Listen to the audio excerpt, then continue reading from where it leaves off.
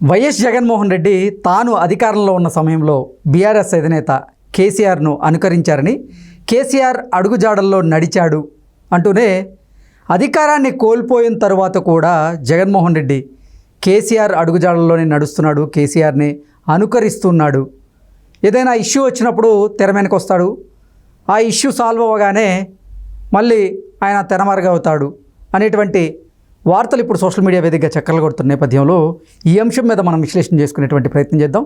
ప్రస్తుతం మనతో పాటు ఉన్నారు ప్రముఖ రాజకీయ విశ్లేషకులు, ప్రముఖ సీనియర్ జర్నలిస్ట్ డివిఎస్ గారు. సార్తో మాట్లాడదాం. సార్ నమస్తే. సార్ నమస్తే. జగన్మోహన్ రెడ్డి అధికారంలో ఉన్న సమయంలోనూ, అలాగే అధికారాన్ని కోల్పోయిన తర్వాత కూడా కేసీఆర్ అడుగుజాడల్లో నడుస్తున్నాడు, కేసీఆర్నే అనుకరిస్తున్నాడు. ఏదైనా ఇష్యూ వచ్చినప్పుడే తెర వెనక్కి వస్తాడు, ఆ ఇష్యూ తర్వాత మళ్ళీ కనుమరుగైపోతాడు అనేటువంటి వార్తలు వస్తూ ఉన్నాయి. దీని మీద మీ విశ్లేషణ ఏంటి సార్? అంటే కలిసి వచ్చిందా కేసీఆర్ని ఫాలో అవ్వటం ఆయనకు బాగా కలిసి వచ్చిందా? ఏది ఆయన అంత ఘోరంగా ఓడిపోయాడో అంతకు రెట్టింపు ఘోరంగా ఈయన ఓడిపోవడం కలిసి వచ్చిందా? పరిపాలనలో కేసీఆర్ని ఫాలో అయ్యాడు. మనం చూసాం ఆయన ఫామ్ హౌస్కే పరిమితం కావటం, లేదా ప్రగతి భవన్కే పరిమితం కావటం కేసీఆర్. ఇతను తాడేపల్లి ప్యాలెస్కే పరిమితం కావటం. కాకపోతే కేసీఆర్ ఇంకా జగన్ లాగా వెళ్ళలా. ఏది కేసీఆర్ ఎక్కడికి వెళ్తే అక్కడ చెట్లు కొట్టించలా, కేసీఆర్ పరదాలు కట్టుకుని తిరగలా. ఇక్కడ కొంచెం ఒక అడుగు ముందుకేసాడు. చెట్లు కొట్టడంలో, పరదాలు కట్టుకు తిరగడంలో జగన్మోహన్ రెడ్డి కొంచెం అప్డేట్ అయ్యాడంట. అంటే ఇప్పుడు అతన్ని ఫాలో అవుతున్నాడు ఇప్పటికీ కూడా, ఓడిపోయినా కూడా. అంటే జగన్మోహన్ రెడ్డి మరి ఆయన ఓట్ పర్సంటేజ్ కూడా కేసీఆర్కి పడిపోయినట్టు 20% డ్రాపా మనం చూసాం. కేసీఆర్కి అసెంబ్లీలో 37% వచ్చాయి. అవును. కానీ పార్లమెంట్ ఎన్నికల్లో 4 నెలల్లో నీకేమైపోయింది? 17%కి పడిపోయాడు. 20% పోయింది ఓట్ బ్యాంక్. థర్డ్ ప్లేస్కి వెళ్ళిపోయాడు. 17 పార్లమెంట్ సీట్లలో 15 సీట్లలో 3వ స్థానం. అసలు ఉంటుందా లేదా ఆ పార్టీ? ఇవాళ ఏంటి, బీఆర్ఎస్ తెలంగాణలో రెపరెపలాడుతోంది. ఇప్పుడు ఆ దీపం ఎప్పుడు ఆరుదో తెలియదు. రేవంత్ రెడ్డి ఉఫ్ అంటాడా, లేకపోతే కిషన్ రెడ్డి ఉఫ్ అంటాడా అర్థం కావట్లేదు. ఎవరు ఉఫ్ అన్నా ఆరిపోయే పరిస్థితుల్లో అక్కడ రెపరెపలాడే దీపంలా ఉన్న బీఆర్ఎస్, కేసీఆర్, జగన్మోహన్ రెడ్డి కూడా అదేనా? ఇతను కూడా మరి 2-3 నెలల్లోనే ఈయన ఓట్ బ్యాంక్ కూడా 40% నుంచి 20% పడిపోద్దా? ఎందుకంటే ఇంకా నీకు తెలంగాణకి ఆంధ్రాకి పోల్చినప్పుడు అక్కడ ప్రతిపక్షంగా బీఆర్ఎస్, ఇక్కడ ప్రతిపక్షంగా జగన్, వైఎస్ఆర్ కాంగ్రెస్ పార్టీ పోల్చినప్పుడు వాళ్ళు గైరు. ఏది, వాళ్ళ అసెంబ్లీ బ్రహ్మాండంగా జరుగుతుంది. అవును. తెలంగాణ అసెంబ్లీ 4-5 రోజులుగా నువ్వు చూస్తుంటే యుద్ధంగా నడుస్తుంది. ఇవాళ కూడా జగదీష్ రెడ్డి వర్సెస్ రేవంత్ రెడ్డి, జగదీష్ రెడ్డి వర్సెస్ వెంకట్ రెడ్డి. నీకు అసలు మామూలుగా లేదు కదా ఫైట్లు. మొన్న మనం చూసాం హరీష్ రావు వర్సెస్ రేవంత్ రెడ్డి. అది ప్రజల్లోకి ఆ పార్టీ వెళ్ళే విధానం, ప్రజల పైన ముద్ర వేసే విధానం. అక్కడ ఫాలో అవుతున్నాడా జగన్? లేదు. అక్కడ ఇప్పుడు అసెంబ్లీలో పోరాటం ఏమో అస్త్ర సన్యాసం చేశాడు. 6 రోజులు సభ జరిగింది ఆంధ్రప్రదేశ్ అసెంబ్లీ. ప్రమాణ స్వీకారాలకు కూడా వచ్చినట్టుండి ముళ్ళ మీద ఉండి వెళ్ళిపోయాడు. అవును. 6 రోజులు మొన్న ఓట్ ఆన్ అకౌంట్ బడ్జెట్ సమావేశాలు జరిపితే అతను వెళ్ళకపోగా మిగతా 10 మందిని జడగొట్టాడు. నేను వెళ్ళను, మీరు వెళ్ళొద్దు. అందరూ కలిసి కట్టకట్టుకుని ఢిల్లీ వెళ్ళారు. ఢిల్లీలో ఏదో ధర్నా అనే ఒక డ్రామా, అది అటర్ ఫ్లాప్ అన్నారు. ఏంటి, అక్కడ 200 మంది చేరితే 100 మంది పోలీసులు, ఓ 30-40 మంది జాతీయ పార్టీలు, దేశంలో ఇతర పార్టీలు వాళ్ళే అన్నారు. అతను పెట్టిన ఎగ్జిబిషన్ కూడా నీకు అపహాస్యపాలైంది. ఆ ఫోటో ఎగ్జిబిషన్ ఏదో పెడితే, ఏది అక్కడ ఎవరు రషీద్ అనే అతను మర్డరో లేకపోతే ఇంకా వేరే వాళ్ళ మర్డర్లు కొన్ని చూపించి ఇంత అరాచకం జరుగుతోంది, రూల్ ఆఫ్ లా లేదు అన్నాడు. 50 రోజుల్లో రూల్ ఆఫ్ లా లేదు అంటే మరి ఆయన 5 సంవత్సరాల్లో రూల్ ఆఫ్ లా ఉందా? జగన్ ఏది మాట్లాడినా బెడిసి కొడుతుంది ప్రజల్లో. అది నీకు బూమ్రాంగ్ అవుతుంది, అతనికే వచ్చి తగులుతున్నాయి. ఇప్పుడు ఇలాంటి పరిస్థితుల్లో అతను కేసీఆర్ని ఫాలో అవ్వటలేదు. ఇప్పుడు కేసీఆర్ అతను అసెంబ్లీకి పోకపోయినా నీకు అక్కడ హరీష్ రావు, కేటీఆర్, ఆయన మిగతా ప్రతినిధులు బీఆర్ఎస్ వాయిస్ వినిపిస్తున్నారు. రక్తి కడుతోంది అక్కడ పోరాటం. అక్కడ ఒక టైంలో తెలంగాణలో ఏం జరిగింది, జాతీయ పార్టీలే ఇక తెలంగాణలో బీజేపీ కాంగ్రెస్ మధ్య నడుస్తోంది తప్ప బీఆర్ఎస్ థర్డ్ ప్లేస్కి వెళ్ళిపోయిన దాంట్లో ఇప్పుడు ఈ పోరాటం వాళ్ళకి కలిసి వచ్చే అంశం. బీజేపీ కన్నా మేమే ముందున్నామని చెప్పే ప్రయత్నం.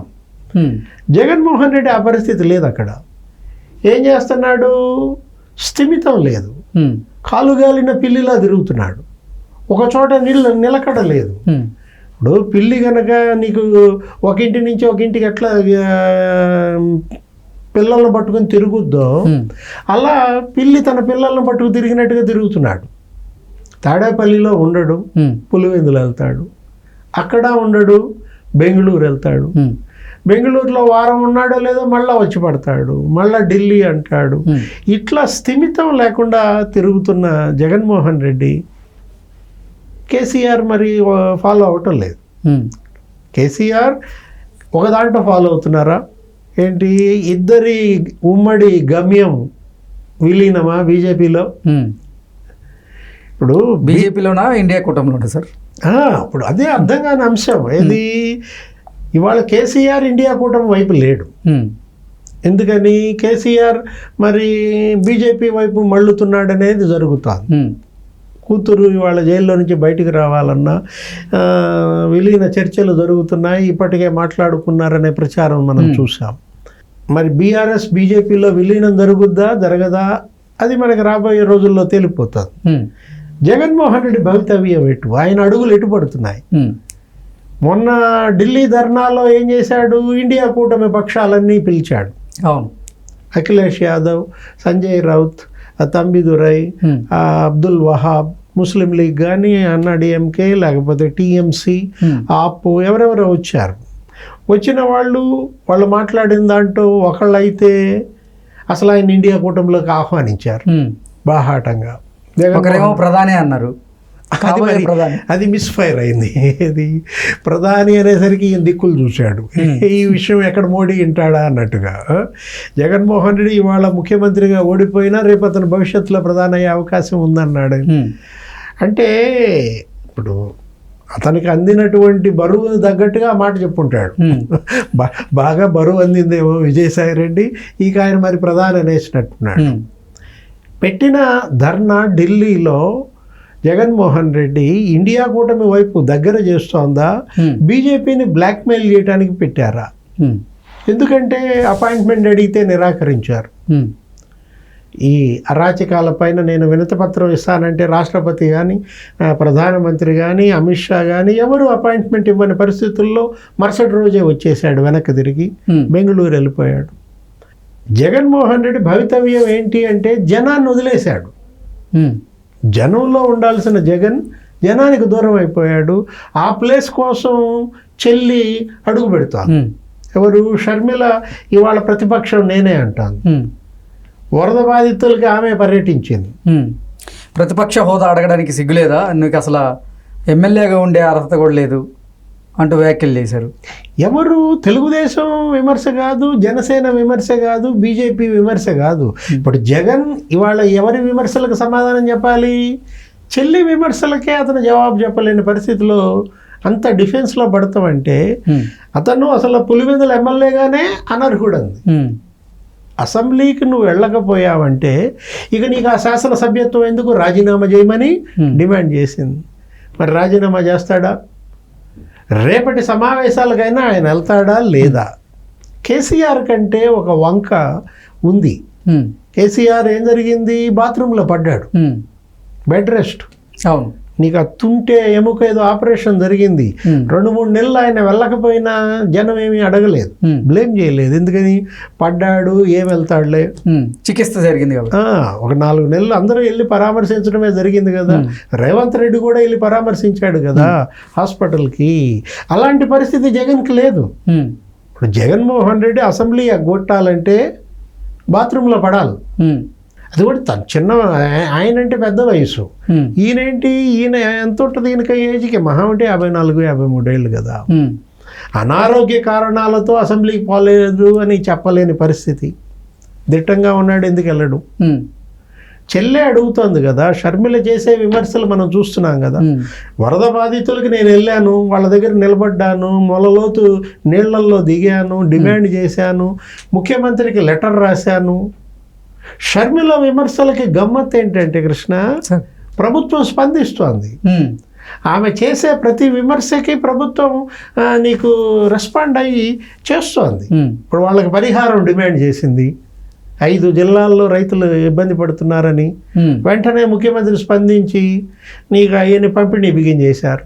నిన్న మనం చూసాం 5 మంత్రులు పర్యటించారు, అచ్చెన్నాయుడు, అనిత, రామానాయుడు. ఇది కదా కావాల్సింది. ప్రతిపక్షం అనేది నిలదీయాలి, అధికార పక్షం ప్రజల్లోకి రావాలి. ప్రతిపక్షంగా జగన్మోహన్ రెడ్డి వైఫల్యం రేపు అతని పార్టీనే మింగేస్తుందా? జగన్మోహన్ రెడ్డి స్థానంలోకి షర్మిల వస్తుందా? జగన్ పార్టీ స్థానంలోకి ఇవాళ షర్మిల పార్టీ అడుగు పెడుతుందా? 40% ఓట్ బ్యాంక్ 20%కి పడిపోతుంది. Okay sir, thank you so much.